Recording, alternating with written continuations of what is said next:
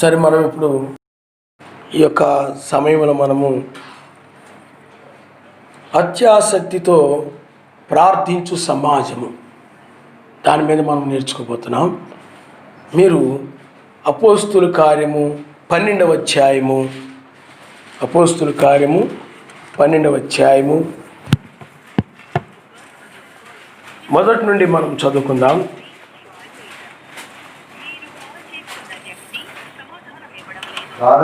దాదాపు అదే కాలమందు రాజైన హేరోదు సంఘపు వారిలో కొందరిని బాధ పెట్టుటకు బలాత్కారంగా పట్టుకొని యోహాను సహోదరుడైన యాకోబును ఖడ్గముతో చంపించెను. అంటే ఇక్కడ దాదాపు అదే కాలంలో రాజైన హేరోదు సంఘపు వారిలో కొందరిని బాధ పెట్టుటకు బలాత్కారంగా పట్టుకొని యోహాను సహోదరుడైనటువంటి యాకోబుని ఆ యొక్క హేరోదు ఖడ్గంతో చంపించాడు. అంటే ఆయన నమ్ముకున్నందువల్ల, ఆయన అంగీకరించారని ఆ రోజుల్లో భయంకరమైన శ్రమలు సమాజానికి వచ్చాయి.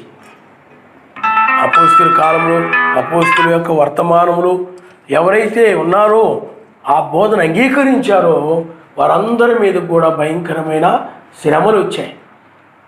ఆ శ్రమల్లో చాలామందిని మీరు మెస్సీని ఎందుకు అంగీకరించారని వారు ఆ యొక్క క్రైస్తవుల్ని చంపేవారు, హింసించేవారు. అందుకని వారు అరణ్యంలోనికి, కొండ గుహల్లోనికి, సొరంగంలోనికి వారు వెళ్ళి ఆ విధంగా తమ ప్రాణాలని అనగా వారు తప్పించుకొని తమ ప్రాణాలను కాపాడుకొని వాళ్ళు ఆయన ఆరాధిస్తూ ఉండేవారు అన్నమాట.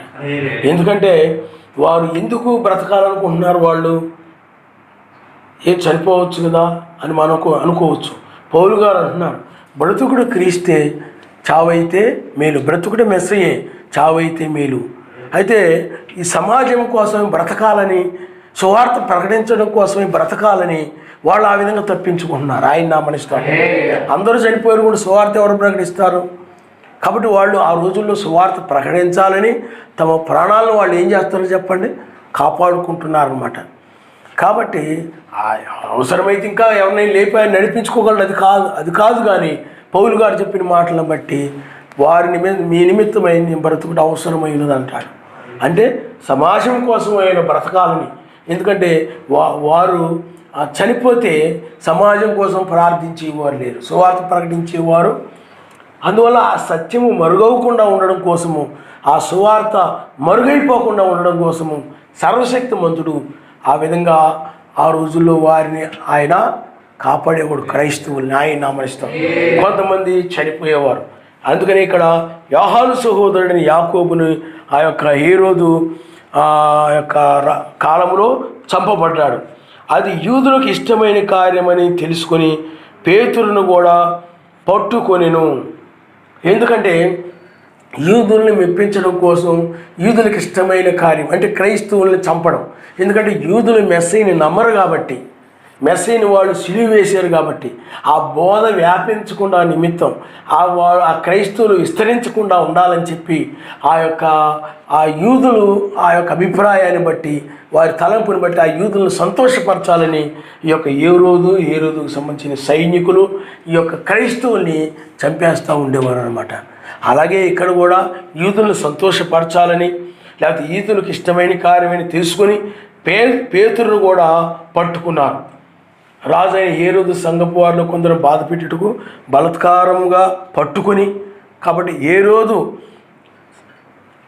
దాదాపు అదే రాజైన, లేకపోతే అదే కాలమందు రాజైన హేరోదు సంఘపు వారిలో కొందరిని పట్టుకొని, కాబట్టి అక్కడ పేతురు గారిని కూడా ఏం చేశారు చెప్పండి, పట్టుకున్నారు. ఆ దినములు పులిన రొట్టెల పండుగల దినములు అతన్ని పట్టుకొని చెరసాలలో వేయించి పస్కా పండుగ అయిన పిమ్మట ప్రజల యొద్దకు అతన్ని తేవాలని ఉద్దేశించి అతని కావలిలో ఇండుటకు 4 చతుష్టముల సైనికులను అతనికి అప్పగించెను. పేతురు చెరసాలలో ఉంచబడెను. చూడండి, పేతురుని ఏం చేశారంటే ఆ యొక్క పేతురుని పట్టుకునే దినములు ఏంటంటే యూదులకు అవి పులిన రొట్టిన పండుగ దినాలు.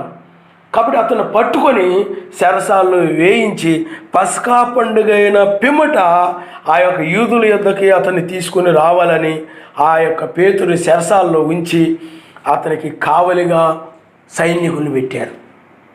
కావలిగా పెట్టారు. అంటే ఇప్పుడు పేతురు గారు ఎక్కడున్నారు? చెరసాలలో ఉన్నాడు. అతడు సువార్త ప్రకటిస్తున్నాడని, అనేక మందిని క్రైస్తవులుగా మారుస్తున్నాడని, ఆ రోజుల్లో ఆయన గురించి చెప్తున్నాడని. కాబట్టి ఇలాగ క్రైస్తవులు హింసిస్తే ఆ యొక్క యూదులకి ఇష్టం కాబట్టి, అందుకని ఈ యూదులకు ఇష్టమైన కార్యం చేస్తే మనకు ఏ ఇబ్బంది ఉండదని, ఇబ్బంది ఉండదని వాళ్ళు ఏం చేస్తున్నారంటే ఈ యొక్క పేతురు గారు కూడా పట్టుకుని చెరసాలను వేసారు. ఆ చెరసాలను వేసినప్పుడు చూడండి, ఆ చెరసాలలో ఉంచబడిన సంఘమైతే లేకపోతే సమాజం అయితే అతని కొరకు అత్యాసక్తితో సర్వశక్తిమంతుని ప్రార్థన చేయుచుండెను. చూడండి, సమాజం అయితే ఏం చేస్తుందంటే వాళ్ళ దగ్గరికి వెళ్ళి వీళ్ళ దగ్గరికి వెళ్ళి పేతురు గారిని ఎలా బయటికి తీసుకురావాలా, ఏం చేద్దామా, పేతురు గారు లేకపోతే ఇప్పుడు సువార్త ఎవరు ప్రకటిస్తారు, ఎలాగ ఇప్పుడు మనకి ఆ యొక్క వాక్యం ఎలాగా, కాబట్టి ఇప్పుడు మనం ఏం చేద్దాం, ఏం చేద్దాం, మీకు తెలిసిన వాళ్ళు ఎవరు ఉన్నారా, లేకపోతే ఆ చెరసాల నాయకుడు ఏమైనా మీకు తెలుసా, ఏదేమైనా మీకు తెలుసా, లేకపోతే వాళ్ళని ఏదో విధంగా బయటకు తీసుకుని రావడం కోసం అలాంటి ప్రయత్నాలు చేయలేదు వాడు.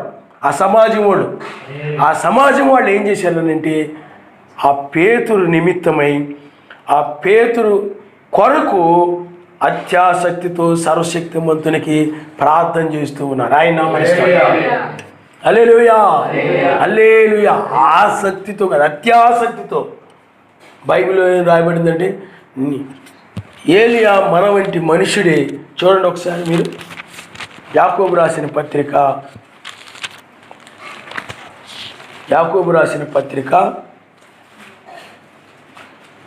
5వ అధ్యాయము 17వ వచనం. ఏలియా మన వంటి స్వభావం గల మనుషుడే, వర్షింపకుండునట్లు అతడు ఆసక్తితో ప్రార్థన చేయగా 3.5 సంవత్సరాల వరకు భూమి మీద వర్షింపలేదు. అతడు మరలా ప్రార్థన చేయగా వర్షమిచ్చెను, భూమి తన ఫలమునిచ్చెను. ఆ ఏలియా ఆసక్తితో ప్రార్థించాడు. ఆ ఆసక్తితో ప్రార్థించినప్పుడు ఏం జరిగింది చెప్పండి. కానీ అందుకని 16వ వచనం ఏముందంటే, మీ పాపములు ఒకరితో ఒకడు ఒప్పుకొనుడి, మీరు స్వస్థత పొందినట్లు ఒకరికొకరు ప్రార్థన చేయడి, నీతిమంతుని విజ్ఞాపన మర్మపూర్వకము గలదై లేకపోతే బహుబలము గలదుగా ఉంటుంది అన్నాడు.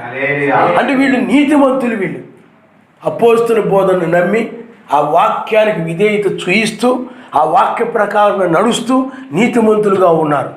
కాబట్టి నీతిమంతులుగా ఆ రోజుల్లో ఏలియా నీతిమంతుడిగా ఉండి ప్రార్థించినప్పుడు, అంటే ఆసక్తితో ప్రార్థించినప్పుడు వర్షం కురవమంటే కురిసింది, లేకపోతే వర్షం ఆగిపోమంటే ఆగిపోయింది, వర్షం కురవమంటే కురిసింది, భూమి తన ఫలాన్ని ఇచ్చింది.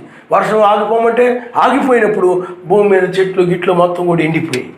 అంటే ఏలియా యొక్క ప్రార్థన ఆయన అంగీకరించి, ఆ మనవుని అంగీకరించి ఆ ప్రార్థనని ఆయన నెరవేర్చాడు. అలాగే ఇక్కడ కూడా ఏలియా ఆసక్తితో ప్రార్థన చేశాడు. వీళ్ళైనట్లయితే ఏలియా కంటే ఇంకా అత్యాసక్తితో ప్రార్థన చేస్తున్నాడు. ఆసక్తి అంటే ఇప్పుడు కొంతమందికి ఉంటుంది, తినాలని ఆసక్తి, ఎప్పుడు చూసిన తిండి మీద ఆసక్తి కనపడతాం, ఆసక్తి చూపిస్తూ ఉంటారు. అలాగే కొంతమందికి వస్త్రాల మీద ఆసక్తి ఉంటుంది, కొంతమంది డబ్బు మీద ఆసక్తి ఉంటుంది. ఇలా కొంతమంది వాటి మీద ఆసక్తి చూపిస్తూ ఉంటారు, దాహాన్ని చూపిస్తూ ఉంటారు. ఒక నీరు మనకి అందుకు ఆసక్తి అనగా దాహమునకు సాదృశ్యంగా ఉంది. అందుకనే మనకు దాహం వేసినప్పుడు నీరు కోసం మనం వెతుకుతాం, నీరు తాగినప్పుడు మనం నెమ్మది పొందుతుంటాం. కాబట్టి ఆ విధంగానే మనము ఆ నీరు ఎలాగా దాహం కలిగి ఉంటామో, లేకపోతే ఆకలి వేసినప్పుడు మనం ఎలాగైతే ఒక ఆకలిని మనం కలిగి ఉంటామో, ఈ యొక్క ఆసక్తి కలిగి ఉంటామో, అలాగే ఇక్కడ కూడా వాళ్ళు ఆ యొక్క ప్రార్థన పట్ల వాళ్ళ ఆసక్తి కలిగి ఆ పేతురు కోసమై ఆ పేతురుని చెరసాల నుండి సర్వశక్తిమంతుని విడిపించాలని చెప్పి ఆ పేతురు గురించి వారు అత్యాసక్తితో, ఏదో ఇష్టం లేకుండా ఈ ప్రార్థన ఎందుకు పెట్టారా, లేకపోతే వాళ్ళలో ఏళ్ళలో కలిసి ఏదో విధంగా పేతురు బయటకు తీసుకుంటే సరిపోతుంది కదా, ప్రార్థన ఎందుకు, ఎంతసేపు ప్రార్థన ఏంటి, ఇంత దూరం ప్రార్థన ఏంటి, ఇంత ప్రార్థన ఎందుకు మనకి, అని వాళ్ళు లోపల లోపల ఏదో అనుకుంటూ ఆ విధంగా కాదు, ఆసక్తితో ప్రార్థన చేస్తున్నారు వాళ్ళు. ఒక దానికోసం ప్రార్థన చేస్తున్నారు వాళ్ళు. అంటే పేతురుని చెరసాల నుండి బయటకు వచ్చు నిమిత్తమై ప్రార్థన చేస్తున్నారు వాళ్ళు. నీలో కూడా ప్రార్థన చేస్తున్నావు అంటే నువ్వు ఎందుకు ప్రార్థన చేస్తున్నావు నువ్వు తెలియకుండా ప్రార్థన చేయడం కాదు. అక్కడ వాళ్ళు ప్రార్థన చేస్తున్నారంటే ఎవరి కోసం ప్రార్థన చేస్తున్నారు? పేతురు కోసం ప్రార్థన చేస్తున్నారు. నువ్వు కూడా ప్రార్థన చేస్తున్నావంటే సమాజంలో ఎవరైనా ఇంకా లోకం యొక్క చెరసాల్లో ఉంటే, లేకపోతే అన్యాయం యొక్క చెరసాల్లో ఉంటే, చెడ్డ స్నేహాల యొక్క చెరసాల్లో ఉంటే, లేకపోతే లోకాశల యొక్క చెరసాల్లో ఉంటే, అలాంటి చెరసాల్లో నుండి బయటకు రావడం కోసము నీవు కూడా అత్యాసక్తితో ప్రార్థన చేయాలి. ఆయన హల్లెలూయా. లేకపోతే ఎవరైనా బలహీనతలో ఉంటే, ఎవరైనా అనారోగ్యంలో ఉంటే వారు దాని నుండి బయటకు వచ్చే వరకు కూడా నీవేం చేయాలి చెప్పండి? ప్రార్థన చేయాలి. అత్యాసక్తితో ప్రార్థన చేయాలి. ఆసక్తి కలిగి ఆ ప్రార్థన అంటే నీకు ఆసక్తి ఉండాలి. మీకు అర్థమైందా? అందుకని ఆసక్తి కలిగే వ్యక్తి ఏం చేస్తారు చెప్పండి? ప్రార్థన ఎప్పుడు పెడతారు, ఇంకా ఎప్పుడు వాక్యం చెప్తారు, ప్రార్థన ఇప్పుడు అలాగే దాన్ని వినాలని ప్రార్థించాలని వాళ్ళకి ఎక్కువ ఆసక్తిగా ఉంటుంటుంది అన్నమాట వాళ్ళకి. అందువల్ల వాళ్ళు నిరంతరం కూడా లేకపోతే ఎల్లప్పుడూ కూడా ప్రార్థించడానికి వాళ్ళు ఇష్టపడతారు. అలాగా అక్కడ సమాజం అయినట్లయితే ఆ పేతురు చెరసాల నుండి బయటికి రావాలని అత్యాసక్తితో ప్రార్థన చేస్తున్నారు. అత్యాసక్తితో వాళ్ళు ఎవరు చెప్పండి? నీతి కలిగిన సమాజం. ఆ యొక్క దుర్బోధల నుండి, అనగా ఆ యొక్క ధర్మశాస్త్ర సిద్ధాంతాల నుండి, ఆచారాల నుండి, పద్ధతుల నుండి, లేకపోతే లోక సంబంధమైన విధానాల నుండి వాటి నుండి బయటకు వచ్చారు. వాళ్ళు బయటకు వచ్చి పరిశుద్ధాత్మను పొందుకొని నీతిమంతులుగా ఉండి ప్రార్థిస్తూ ఉన్నారు అన్నమాట. అందువల్ల మనం చేసే ప్రార్థన ఆయన సన్నిధికి చేరాలంటే మనం ఎప్పుడు కూడా ఆసక్తి కలిగి ప్రార్థన చేయాలి. వాళ్ళకు ఒక ఆసక్తి ఉంది. ఏమిటంటే పేతురు చెరసాల నుండి బయటకు రావాలని ఒక ఆసక్తి కలిగి ఉన్నారు. ఆ ఆసక్తిని బట్టి వాళ్ళు ప్రార్థన చేస్తున్నారు. లేకపోతే ఒక వ్యక్తి రక్షణ పొందాలనేటువంటి, లేకపోతే ఒక వ్యక్తి ఈ లోక సంబంధమైన వాటి మీద మనసు పెట్టకుండా పైన ఉన్న వాటి మీద మనసు పెట్టేలాగా ఆ వ్యక్తి పట్ల నువ్వు ఆసక్తి కలిగి నువ్వు ప్రార్థన చేయాలి. అలాగే నీ కోసం కూడా నువ్వు ప్రార్థన చేసుకోవాలి. నీవు కూడా ఆ యొక్క మా అమర్త్యమైన దాన్ని చూడాలి, మెస్సీని కలుసుకోవాలి, మధ్యాకాశంలో చూడాలి. ఆ వీణ పాలన ఎలా ఉంటుందో, ఆ మధ్యాకాశానికి ఎలా కొనిపోబడతామో, ఆ మహిమ శరీరం ఎలా ఉంటుందో, దాన్ని పొందుకున్నప్పుడు నా జీవితం ఎలా ఉంటుందో, నేను ఎలా ఉంటానో, ఆ వీణ పాలన ఎలా ఉంటుందో ఏమిటో, అక్కడ ప్రపంచ దేశాల నుండి నీతిమంతులు వస్తారు, వాళ్ళందరూ ఎలా ఉంటారో, ఆ మెస్సీ ఎలా ఉంటాడో 2000 సంవత్సరాల నాడు ఆ కలవరి శిలువలో నా కోసమై ఆయన రక్తం చిందించాడు కాబట్టి ఆయన ఎలా ఉంటాడో నేను చూడాలి అని ఆసక్తి నీలో ఉన్నప్పుడు ఆ ఆసక్తిని బట్టి నువ్వు ప్రార్థించాలి. ఆయన నామమున హల్లెలూయా. అంతేగాని ఏదో అందరూ ప్రార్థన చేస్తున్నారు, లేకపోతే అందరూ వచ్చేస్తున్నారు కదా నేను కూడా ఏదో ప్రార్థన చేస్తున్నానని గుడ్డిగా ఏదో ప్రార్థన చేయడం కాదు. నీ ప్రార్థనలే ఉండాలి చెప్పండి? అత్యాసక్తి ఉండాలి. ఆసక్తికి మించినటువంటి ఆసక్తి ఉండవలసిన దానికంటే ఇంకా ఎక్కువగా వాళ్ళు అత్యాసక్తి కలిగి ఆ సమాజం ప్రార్థిస్తూ ఉన్నారు. కాబట్టి అలాంటి వారు ప్రార్థించడం, అందుకని ప్రార్థనా పరులు, లేకపోతే ప్రార్థించేవారు, లేకపోతే ప్రార్థనా వీరులు ప్రార్థించినప్పుడు వారి ప్రార్థన ఆయన సన్నిధి చేరుతుంది. అందుకని ప్రార్థన అనేది ఎప్పుడు కూడా ఏం చేయాలి చెప్పండి? పైన ఉన్నట్టు వాటిని క్రిందకి తీసుకొస్తాయి. హల్లెలూయా, హల్లెలూయా. దేన్నైనా పైకి తీసుకొచ్చేస్తాడు. పరిశుద్ధాత్మను లేకపోతే దూతలను కానీ దేనినైనా కానీ ప్రార్థన అనేటువంటిది క్రిందకి తీసుకొచ్చేస్తాయి. అందువల్ల ప్రార్థన అంటే ఏదో తేలిక తీసుకోకండి. ప్రార్థనే కదా. మనుషులకి వాక్యం మర్మాలు ఉన్న మీద ఆసక్తి, కొంతమంది ప్రార్థన మీద ఉండదు. కానీ మనం ఎప్పుడు కూడా ప్రార్థన చేయాలి, ప్రార్థన ఉండాలి. నీ జీవితంలో అత్యాసక్తితో నువ్వు ప్రార్థన చేయాలి. ఏదైతే నువ్వు అడుగుతున్నావో దాన్ని పొందుకోవాలని ఆసక్తి నీకు ఉండాలి. ఇక్కడ వాళ్ళు పేతురు గురించి ప్రార్థన చేస్తున్నారు. వాళ్ళు నువ్వు కూడా సమాజం గురించి ప్రార్థన చేయాలి. సమాజంలో వాళ్ళ గురించి నువ్వు ప్రార్థన చేయాలి.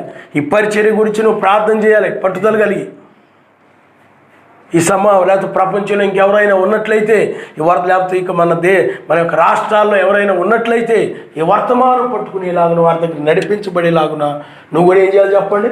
ఆసక్తి కలిగి ప్రార్థన చేయాలి. తర్వాత చూడండి అమ్మా, అత్యాసక్తితో ప్రార్థించుచుండెను. హేరోదు అతనిని వెలుపలికి తీసుకొని రావాలని ఉండగా ఆ రాత్రే పేతురు 2 సంఖ్యలతో బంధింపబడి 2 సైనికుల మధ్య నిద్రించుచుండెను. ఆ రాత్రే పేతురు 2 సంఖ్యలతో బంధింపబడి, 1 సంఖ్యలు కాదు 2 సంఖ్యలతో, ఒక నేరస్తుడికి వేసిన రీతిగా. ఎందుకంటే వాళ్ళ దృష్టిలో ఆ యొక్క పేతురు ఒక పాపిగా కనపడుతున్నాడు, ఒక దుష్టుడుగా కనపడుతున్నాడు, ఒక చెడ్డ వ్యక్తిగా కనపడుతున్నాడు, ఒక నేరస్తుడిగా కనపడుతున్నాడు. అందుకని నేరస్తుడికి ఎలాగైతే ఆ యొక్క సంఖ్యలను వేస్తారో ఇక్కడ పేతురు గారికి కూడా 2 సంఖ్యలను పేతురు గారికి వేసి 2 సైనికుల మధ్యన ఉంచారు. ఆ పేతురు గారిని తప్పించుకొని పోతానే 2 సైనికులు, అటు ఒక సైనికుడు ఉన్నాడు, ఇటు ఒక సైనికుడు ఉన్నాడు. ఆ సైనికుల మధ్యలో ఈ పేతురు గారు నిద్రపోతూ ఉన్నారు. పేతురు గారికి వీళ్ళు కాపలాగా ఉన్నారు, పేతురు గారు తప్పించుకుపోతాడేమని. ఆ సైనికులు ఆ యొక్క భద్రతగా ఉన్నారన్నమాట. అంటే వాడు తప్పించుకొని వెళ్తారేమో, పేతురు తప్పించుకుని వెళ్ళిపోతాడేమో అని. ఆ సైనికుల మధ్య, ఆ యొక్క దుష్టుల మధ్య, ఆ చెడ్డ సైనికుల మధ్య, లేకపోతే వాళ్ళు ఒక త్రాగుబోతులై ఉండొచ్చు, అలాంటి కఠినమైన ఆ సైనికుల మధ్య ఆ చెరసాలలో పేతురు గారికి 2 సంఖ్యలు వేయబడ్డాయి. ఆ సంఖ్యలు కలిగి ఉండి ఆ సైనికుల మధ్య ఆ రాత్రి పేతురు గారు నిద్రిస్తూ ఉన్నాడు. ఆయన నమ్మనిస్తారు. హల్లెలూయా, హల్లెలూయా. కథన్నట్టు వినడం కాదు, ఆమె హల్లెలూయా కూడా ఉండాలి. తర్వాత చూడండి, ఆ హేరోదు అతన్ని వెలుపలికి తీసుకొని రావాలని. అయితే చూడండి, కావలి వారు తలుపు ఎదుట చెరసాలను కాచుకుని ఉండిరి. ఆ సైనికులేమో లోపల ఉండి ఆ పేతురు గారు అటు ఇటు నిలబడి ఉంటే, మరలా కావలి వాళ్ళు ఏం చేస్తున్నారంటే తలుపు ఎదుట చెరసాలను కాచుకుని ఉన్నారు. ఆ బయట తలుపు ఎదుట ఆ కావలి వాళ్ళు, ఆ కాపలా వాళ్ళు, ఈ లోపల ఉన్న వాళ్ళు బయటికి వెళ్లకుండా, తప్పించుకుని వెళ్లకుండా, ఆ బయట వాళ్ళు ఆ చెరసాల్లోనికి ఎవరు కూడా రాకుండా ఆ భద్రంగా తాళాలు వేసేసి ఆ యొక్క తలుపులకి కావలి వారు అక్కడే కనిపెట్టుకున్నారన్నమాట. నిద్రపోకుండా మెలుగుగలిగి, అలాగే పేతురు గారికి అటు ఇటు ఆ సైనికులు మెలుగుగలిగి ఆ విధంగా కనిపెట్టుకుని ఉన్నారన్నమాట. పేతురు గారు అయితే మాత్రం అతడు విశ్రాంతి తీసుకుంటూ ఉన్నాడు, నిద్రిస్తూ ఉన్నాడు. సమాజం అయితే ప్రార్థిస్తూ, విడుదల కొరకు, విమోచన కొరకు, ఆ చెరసాల నుండి బయటకు రావాలని ఒక విడుదల కొరకు వాడు ప్రార్థిస్తూ ఉన్నారు. ఆయన నామనిస్తారు. హల్లెలూయా, హల్లెలూయా. అయితే ఇదిగో యావే దూత అతని దగ్గర నిలిచెను. అతడు నిన్న గదిలో వెలుగు ప్రకాశించెను. దూత పేతురు ప్రక్కన తట్టి త్వరగా లెమ్మని చెప్పి అతనిని లేపగా సంఖ్యలు అతని చేతుల నుండి ఊడిపోయాను. చూడండి, ప్రార్థనలో ఎంత శక్తి ఉందో.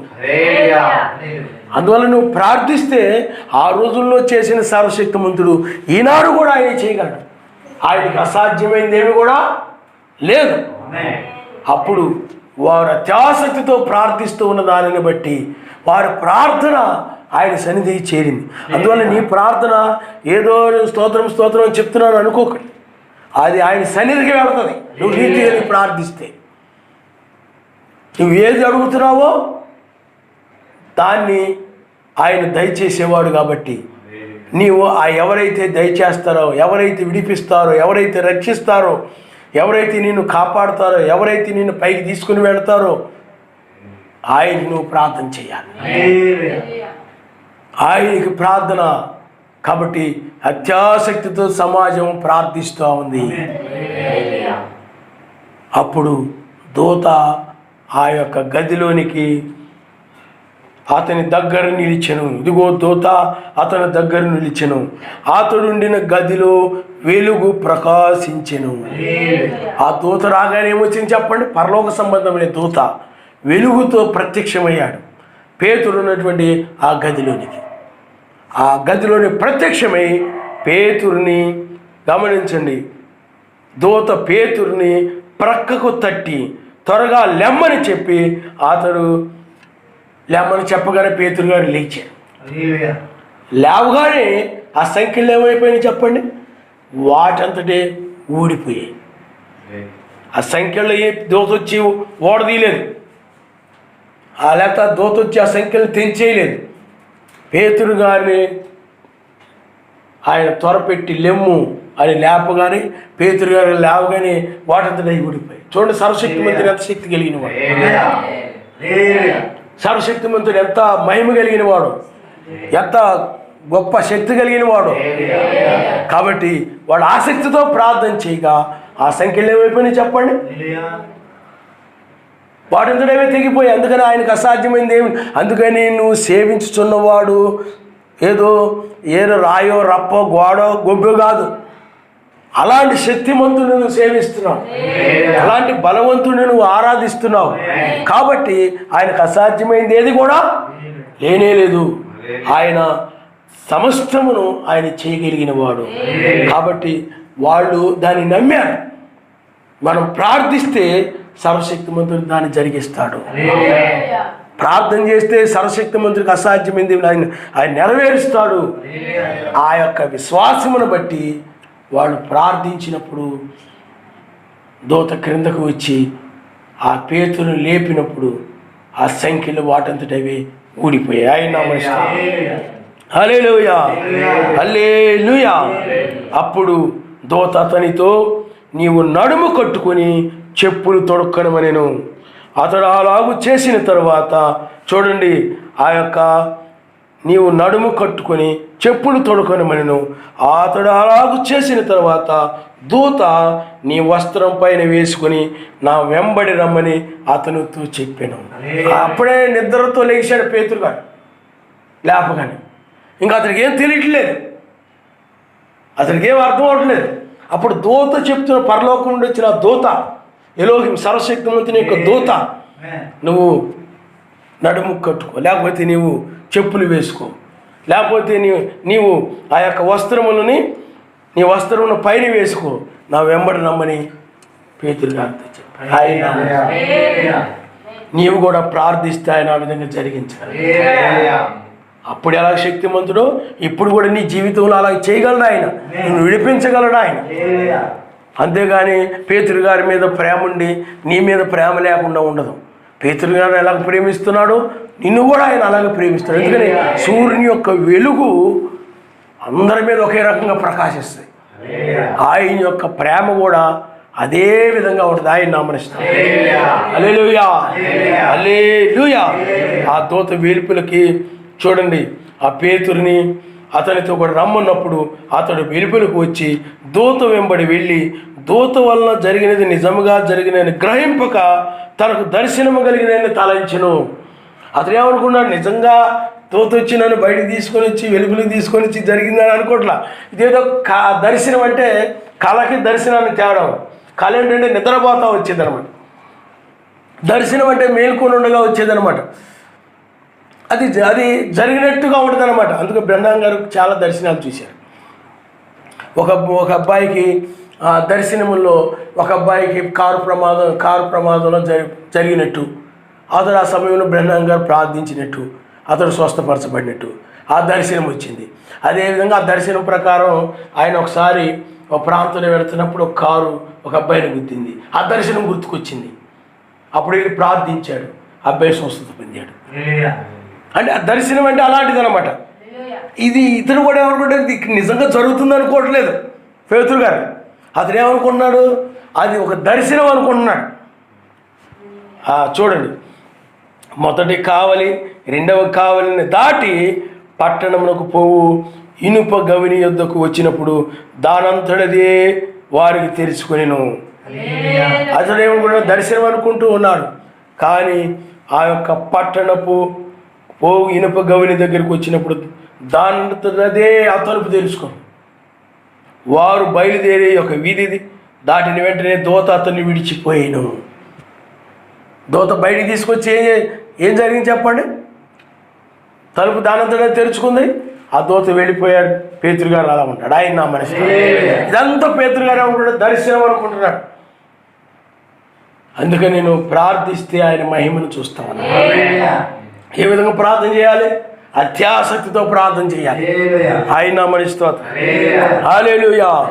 ఆ పేతురు తెలివి వచ్చి ఎలోహిం తన దూతను పంపి హేరోదు చేతిలో నుండి యూదులను ప్రజలు నాకు చేయను ఉద్దేశించిన వాటన్నిటి నుండి నన్ను తప్పించి ఉన్నాడని ఇప్పుడు నాకు నిజముగా తెలియను అనుకునేను.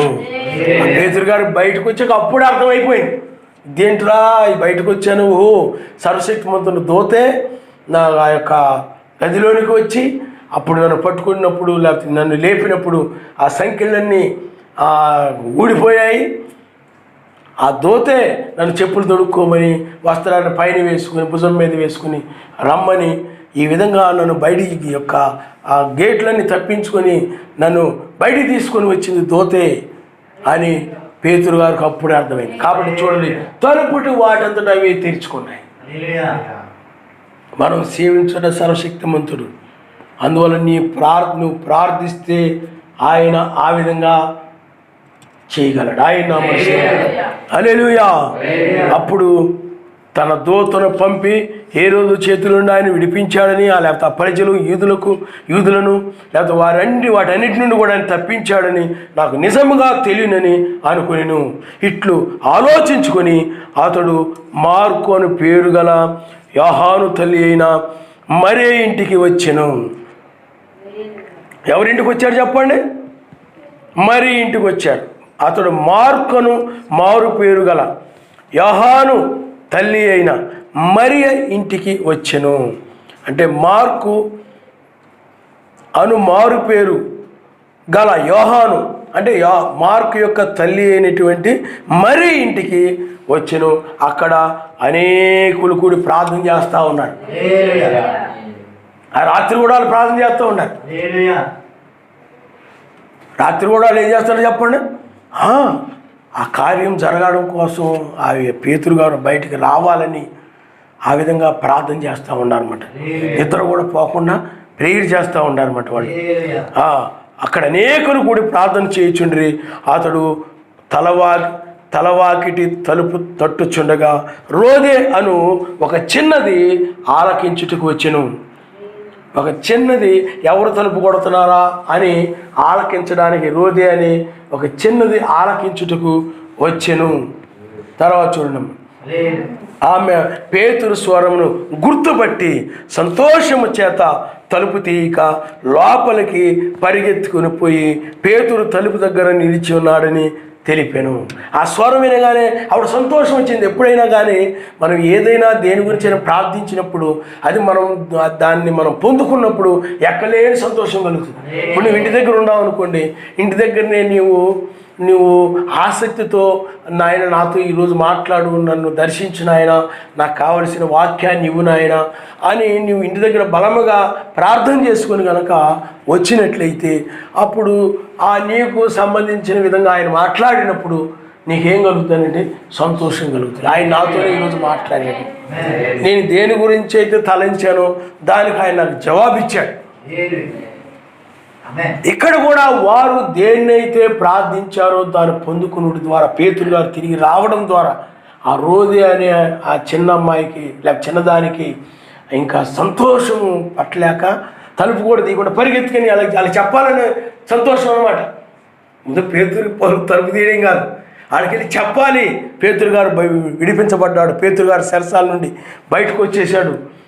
కాబట్టి ఈ విషయం వాళ్ళకి చెప్పాలన్న ఈ యొక్క తొందరలో చూడండి, అక్కడ ఆమె పేతురు స్వరం గుర్తుపట్టి సంతోషం చేత తలుపు తీయక లోపలికి పరిగెత్తుకొని పోయి పేతురు తలుపు దగ్గర నిలిచినాడని తెలిపాను. అందుకు వారు నువ్వు పిచ్చిదానివనిరి.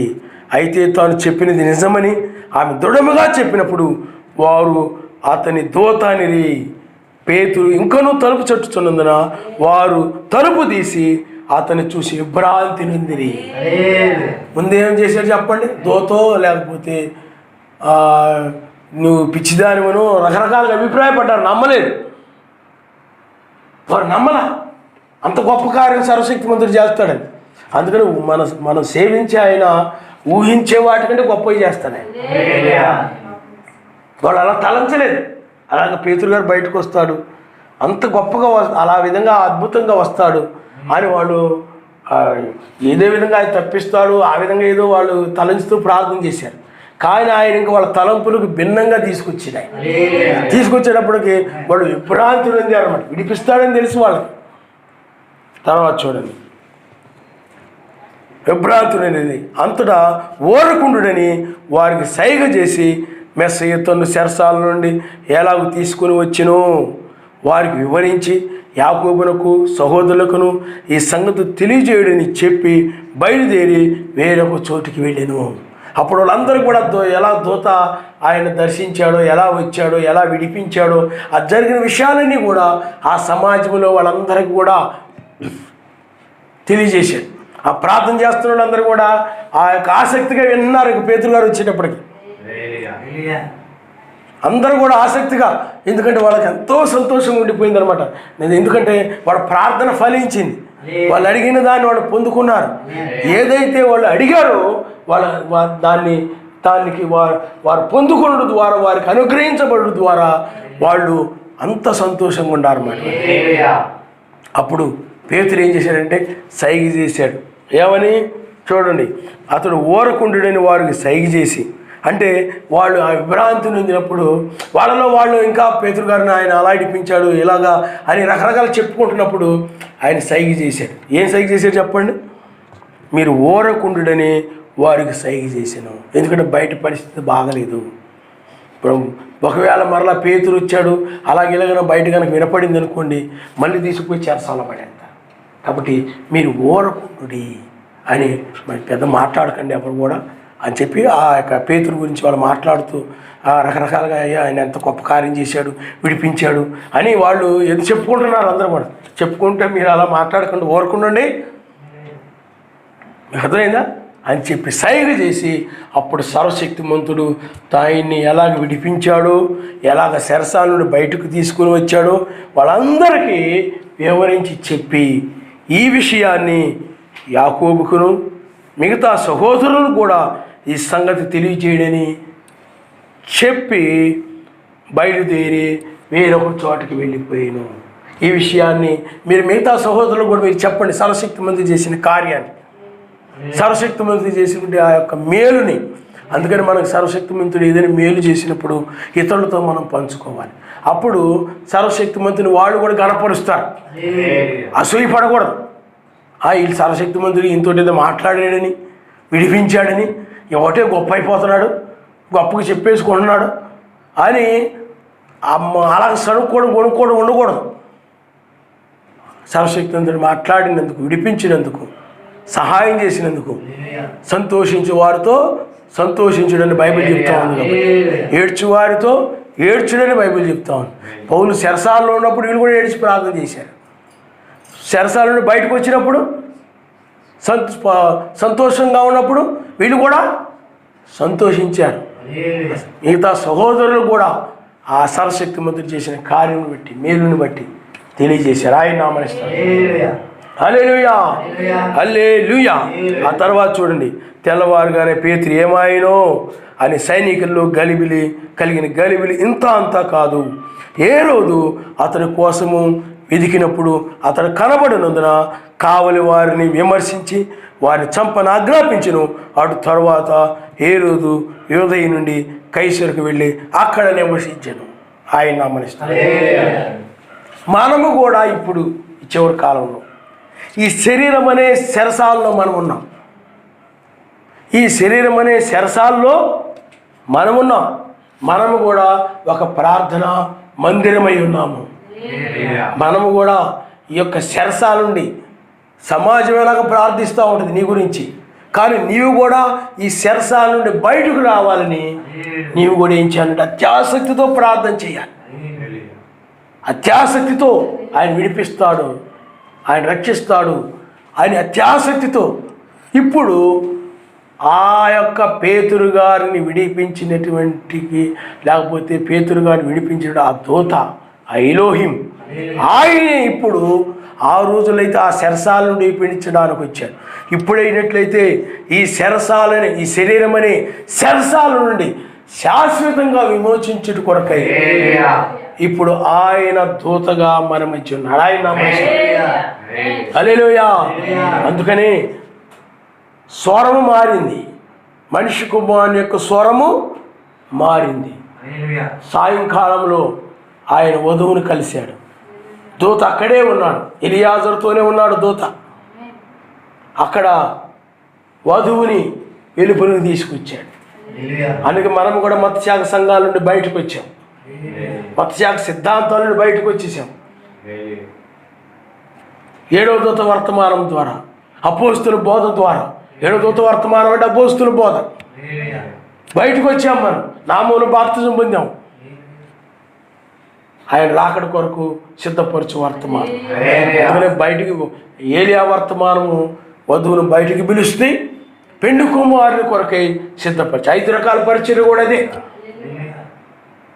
ఇప్పుడు ఆయన వచ్చి ఇప్పుడు మనల్ని ఏం చేస్తాడు చెప్పండి? ఈ శరీరం అనే శరసాల నుండి ఆయన విడిపిస్తూ ఉన్నాడు. ఆయన హల్లెలూయా. అందుకని మనం జూబిలీ, విమోచన, హితవత్సరము, జూబిలీలో మనం ఉన్నాం. విమోచించబడే కాలంలో మనం ఈ శరీరం నుండి విమోచించబడే కాలంలో ఉన్నాం. అందుకనే ఈ 4 జాముల్లో ఆ దూత ఉన్నాడు. అందుకనే ఆ యొక్క 3 జాముల స్వరము మనల్ని వెలుపలికి తీసుకొచ్చి సిద్ధపరిచే స్వరముగా ఉంది. ఇప్పుడు ఈ స్వరము, అదే దూత స్వరము ఇప్పుడేమై ఉన్నదంటే మనల్ని ఎక్కి రమ్మని పిలిచే స్వరముగా ఉంది. అందుకనే బ్రహ్మంగారకము కాలంలో ఉన్న స్వరమే అది, సంఘశాఖల నుండి వెలుపలి రమ్మని పిలిచిన ఆ స్వరమే, రాకడ కొరకై సిద్ధపరిచిన ఆ స్వరమే ఇప్పుడు ఏ స్వరముగా ఉన్నది చెప్పండి? ఎక్కిరమ్ము అని స్వరం. ఈ శరీరం నుండి మహిమ శరీరంలోనికి రా. ఆ ఎక్కిరమ్ము అనే స్వరమును బట్టి ఈ శరీరము మహిమ శరీరంగా మార్పు చెంది పైకి వెళ్ళిపోతుంది. ఆయన నమస్కారం. హల్లెలూయా, హల్లెలూయా. కాబట్టి ఆ రోజుల్లో పేతురు గారు ఆ యొక్క హేరోదు యొక్క శరసాల నుండి పేతురు గారు బయటకు వచ్చారు. ప్రార్థన ద్వారా, సమాజం యొక్క ప్రార్థన ద్వారా, నీ యొక్క ప్రార్థన ద్వారా, ఎవరి ప్రార్థన వాళ్ళ ప్రార్థన. ఎందుకంటే నీవే ప్రార్థనా మందిరమై ఉన్నావు. ఆ యొక్క ప్రార్థన నిన్ను కూడా ఏం చేయాలి చెప్పండి? సమాజంలోని వాళ్ళు కూడా ఏం చేయాలి చెప్పండి? ఒకరి ప్రార్థన, ఒకరి కోసం ఒకరు ప్రార్థన చేసుకోవడం వల్ల, అత్యాసక్తితో ప్రార్థించడం వల్ల. ఆ రోజుల్లో ఏంటిది? పేతురు గారు ఆ శరసాలను బయటికి రావాలని అత్యాసక్తితో ప్రార్థన చేశారు. నీవైతే ఈ శరీరం అనే శరసాల నుండి, ఈ దేహము నుండి నన్ను విమోచించమని నువ్వు ప్రార్థన చేయాలి. హల్లెలూయా, హల్లెలూయా. ఎందుకంటే ఈ శరీరము మరణకరమైనటువంటిది. దీని నుండి మనల్ని విమోచించి అమర్త్యమైనటువంటి శరీరం మనకు అనుగ్రహించి దానితోటి మనల్ని ఆయన పైకి తీసుకుని వెళ్తాడు. కాబట్టి ఇంకా వాళ్ళు ఆ శరసాల నుండి బయటకు వచ్చిన పేతురు గారు ఇంకా భూమి మీద నుండి సువార్త ప్రకటించారు. ఆ శరసాలు మనమైతే ఈ శరసాల నుండి, ఈ శరీరం అనే శరసాల నుండి బయటకు వచ్చిన తర్వాత పైకి వెళ్ళిపోతాం. భూమి మీద కాదు, భూమి మీద ఉండడం కాదు, పైకి మధ్యాకాశానికి కొనుపబడతాం. ఆయన నీతిశూరుడిగా మధ్యాకాశానికి ఆయన వస్తూ ఉన్నాడు కనుక ఆయన్ని ఎదుర్కోవడానికి, ఆయన కలుసుకోవడానికి మనం మహిమ శరీరంతో పైకి కొనుపబడతాం. కాబట్టి దానికి ఏం కావాలి చెప్పండి? అత్యాసక్తితో కూడిన ప్రార్థన కావాలి. ఇప్పుడు నీకు అత్యాసక్తితో కూడిన ప్రార్థన, రాత్రనక పగలనక ప్రార్థన. అందుకని నువ్వు ఆయనకి ఎప్పుడైనా నువ్వు ప్రార్థన చేసుకోవచ్చు. ప్రార్థనకు ఒక సమయం అంటూ లేదు. మీకు అర్థమైందా? ఇంత అర్ధరాత్రి ప్రార్థన ఏంటి? ఎన్ని గంటల ప్రార్థన ఏంటి? ఆయనకు నువ్వు తెల్లారుజామైనా, అర్ధరాత్రి అయినా, సాయంత్రం అయినా, మధ్యాహ్నం అయినా, ఉదయం అయినా, ఎప్పుడైనా ఎక్కడైనా నువ్వు ప్రార్థన చేసుకోవచ్చు. హల్లెలూయా. వాళ్ళైతే ఆ ఇంటి చేరి ప్రార్థన చేస్తూ ఉన్నారు. మనమైనట్లయితే ఇక్కడ ఈ గారికి వాళ్ళకి బయలుపరిచిన దాన్ని బట్టి మనం ఇక్కడ ఏకంగా కూడి మనం ప్రార్థిస్తున్నాం ఆయన హల్లెలూయా హల్లెలూయా. ఎందుకంటే అప్పుడు వాళ్ళకి మనకున్నట్టు కూడా అప్పుడు వాళ్ళకి లేదు. మనకన్నా చిన్న ప్రార్థన అప్పుడు ఆ రోజుల్లో ఏంటంటే క్రైస్తవులు చంపేస్తున్నారు. అందుకని ఆ విధంగా ప్రార్థించుకోవడానికి వీలవక అక్కడ ఆ మరి ఇంట్లో ప్రార్థన చేసుకుంటున్నారు. మీకు అర్థమైందా? కాబట్టి పిల్లలు ఆలోచన చేయండి. మనం ఈ చివరి సమయంలో మనకు అత్యాసక్తితో కూడిన ప్రార్థన సమాజానికి కావాలి. ఎవరైతే ప్రార్థిస్తుంటారో ఆ ప్రార్థించేవారే ఆ శరీరమే మార్పు పొంది బయటికి వెళ్తారు.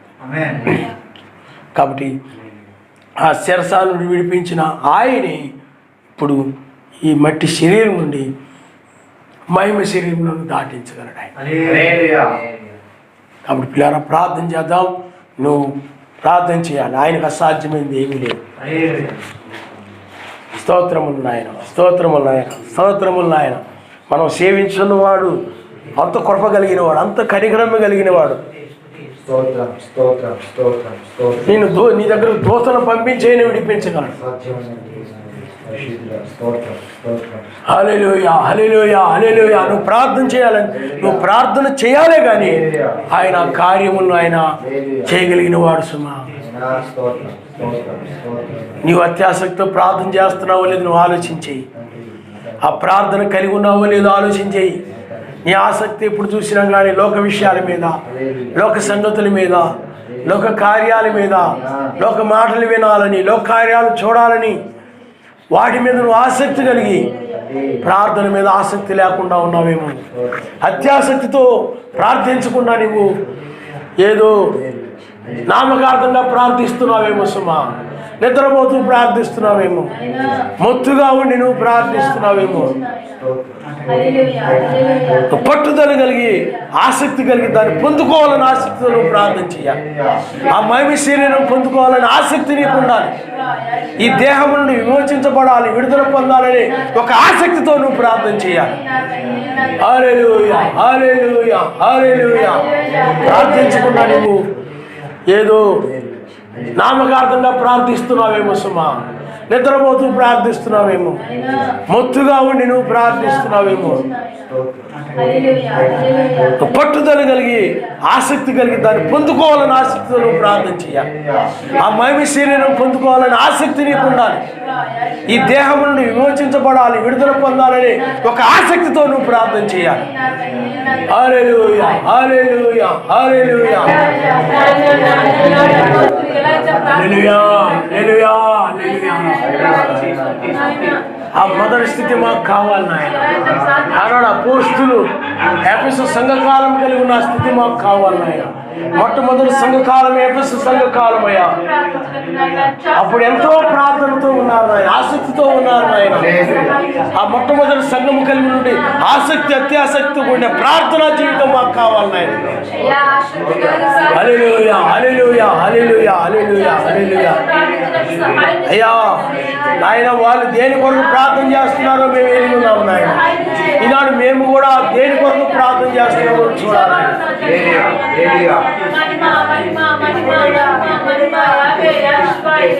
అయ్యా చాలా మంది నాయన ఎందుకు ప్రార్థన చేస్తున్నారో వాళ్ళకి తెలియదు నాయన, దేనికి ప్రార్థన చేస్తున్నారో వాళ్ళకి తెలియదు నాయన. కానీ మేమైతే అయ్యా ఈ దేహం విమోచించమని ప్రార్థిస్తున్నాము, ఈ లోకం నుండి మమ్మల్ని విమోచించమని ప్రార్థిస్తున్నాము నాయన. ఈ నశించే లోకం నుండి నాయన మమ్మల్ని విడిపించమని ప్రార్థిస్తున్నాము మా తండ్రి. హల్లెలూయా హల్లెలూయా హల్లెలూయా హల్లెలూయా హల్లెలూయా హల్లెలూయా హల్లెలూయా హల్లెలూయా. సమయానికి వాళ్ళు ఆ ప్రార్థనకి సమయాన్ని ఇచ్చారు. వాళ్ళు ఓ నాకు ప్రార్థన చేసుకోవడానికి టైం లేదు, ప్రార్థన చేసుకోవడానికి సమయం లేదు, ఖాళీ లేదు అది లేదు, కానీ వాళ్ళు ఆ సమయాన్ని ప్రార్థన కోసం ఆయనకి ఇచ్చారు. హల్లెలూయా హల్లెలూయా హల్లెలూయా.